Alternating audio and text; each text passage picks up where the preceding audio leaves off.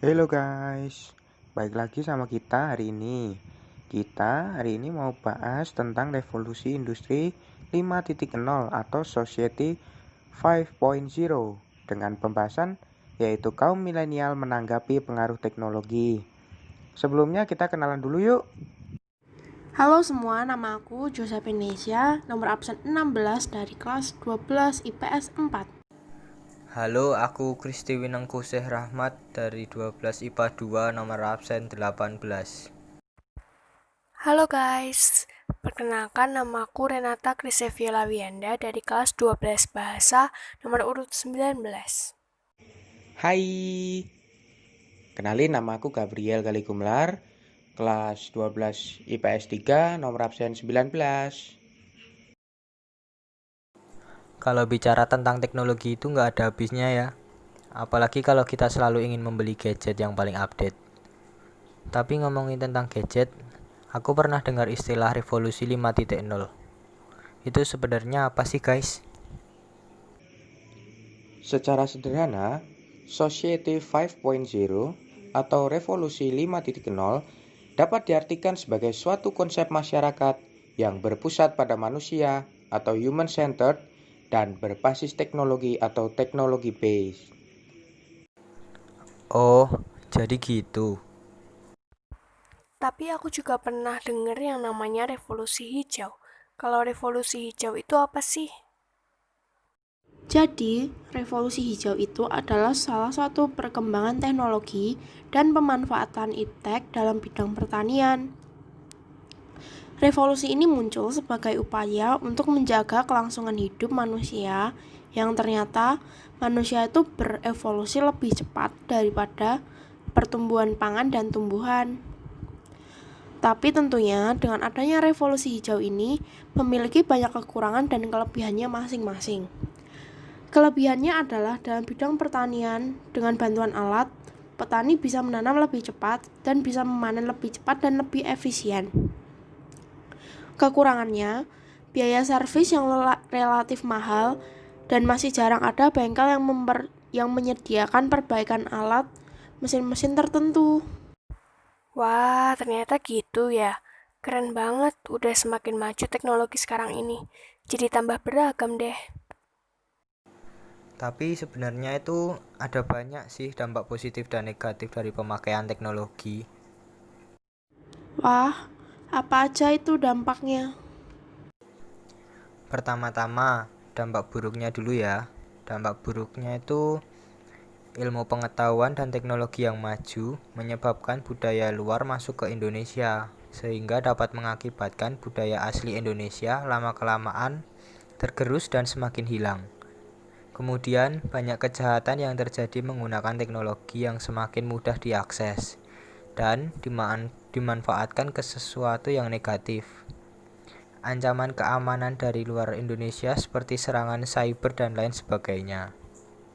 Sedangkan dampak positifnya adalah Indonesia bisa memanfaatkan kemajuan iptek di berbagai bidang. Contohnya bidang politik, yaitu teknologi zaman sekarang sifatnya terbuka dan mudah diakses. Maka dari itu hal ini dimungkinkan dapat mencegah praktik korupsi, kolusi, dan nepotisme. Lalu di bidang ekonomi dapat meningkatkan investasi asing atau penanaman modal asing di negara kita dan meningkatkan kemakmuran masyarakat.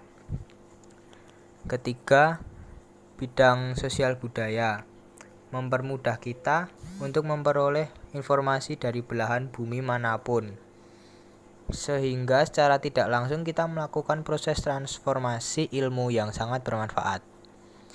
Yang keempat, bidang hukum, pertahanan, dan keamanan.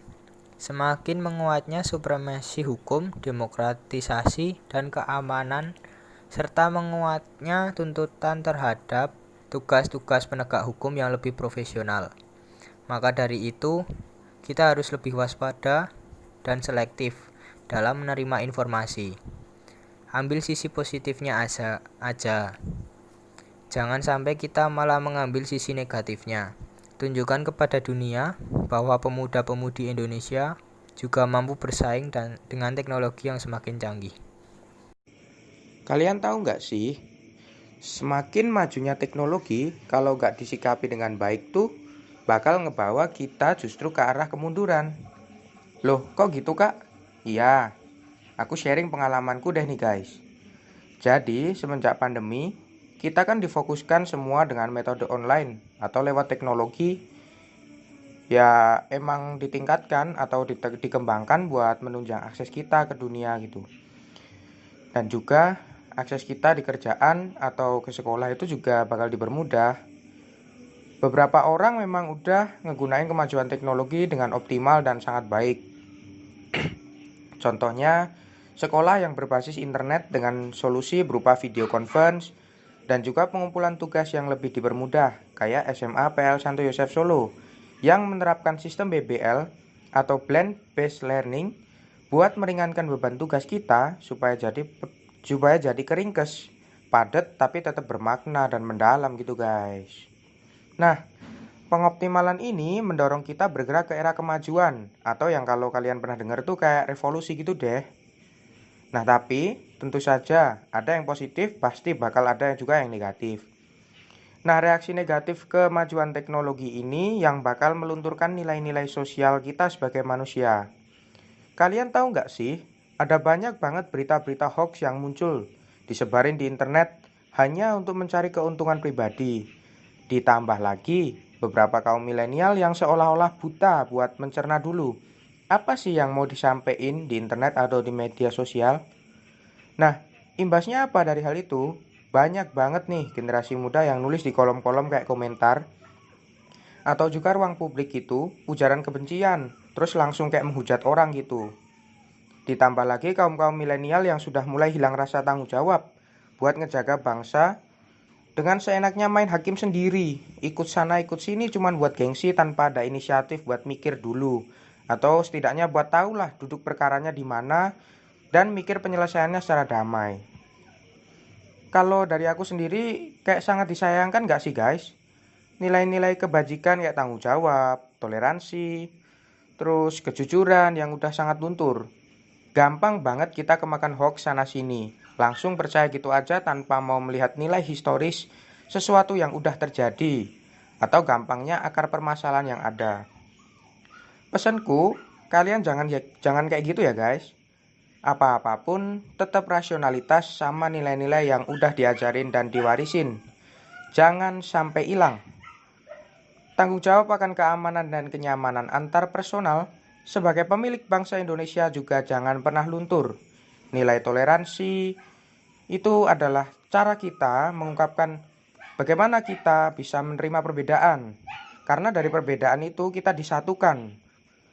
Ya, kita terbentuk dari perbedaan yang disatukan, bukan persatuan yang dibedakan. Sama satu lagi nih guys, aku tekankan ke kalian.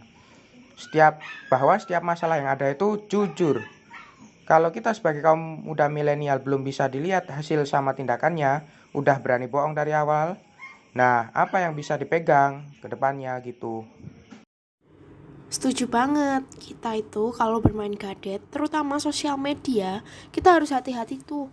Karena apa? Karena jejak digital itu sulit hilang.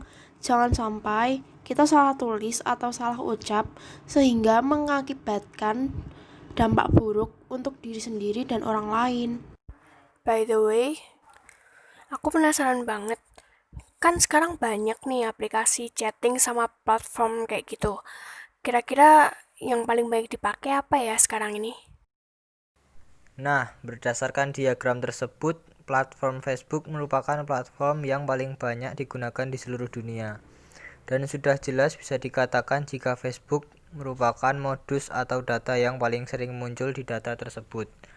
Sedangkan nilai rata-rata dari data platform yang banyak digunakan itu 750,5 juta per bulannya.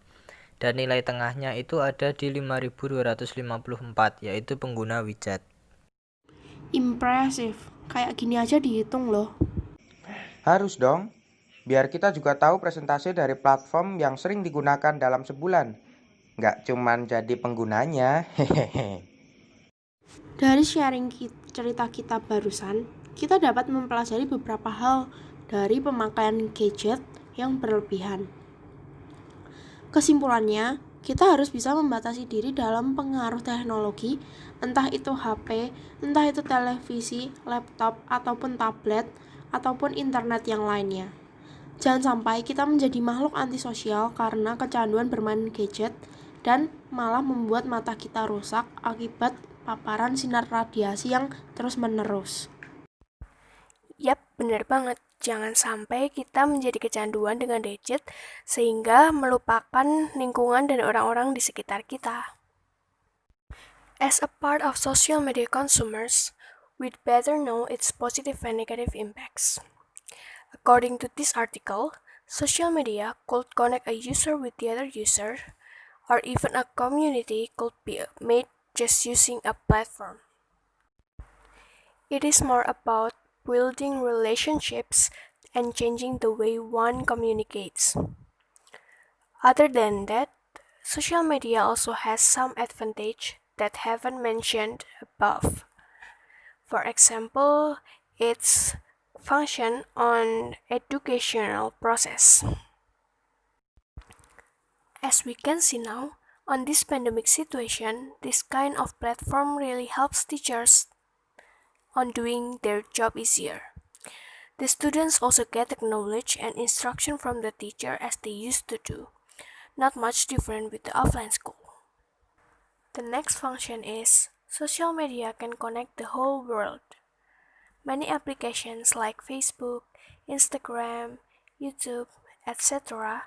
have a lot of users from many areas of this world. They share various things, switching information, even use this as an online marketing platform. We can share everything to the others and it can help you to achieve your goals. Furthermore, social media also has this advantage for our lives. It can change our lifestyle habits and then interrupt our sleep. We prefer to stare at our phone screen all day long rather than doing our daily routines during holiday, for example.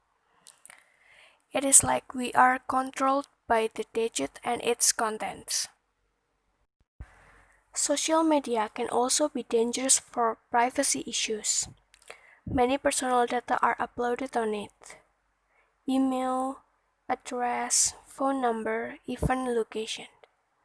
If it's leaked because of an accident or being hijacked, our data can be misused by the irresponsible stranger out there for something that we don't want it to happen. The last example, addicted to social media causes lacks of emotional connection and reduces family intimacy. Ironically, as mentioned above, social media connects the whole world and makes those far feels close. But most of us forget that there are real people around us that we can talk to or share story with. And we don't do that because we drag deeply into the online world. But there is nothing to be nervous about if we use social media sites wisely. Just keep your software update, double check information before you believe it, and keep your privacy settings updated too. And if social media networking is getting you down, take a break. After all, when you're using it correctly, it improves your life. So guys, if we use the social media wisely, we will get more benefits from it. Nah guys, cukup menarik bukan pembahasan kita kali ini? Semoga dengan ini kita bisa mengontrol penggunaan teknologi dan sosial media dalam keseharian kita biar nggak berlebihan. Sampai di sini dulu podcast kita hari ini. Sampai jumpa lain waktu. Terima kasih.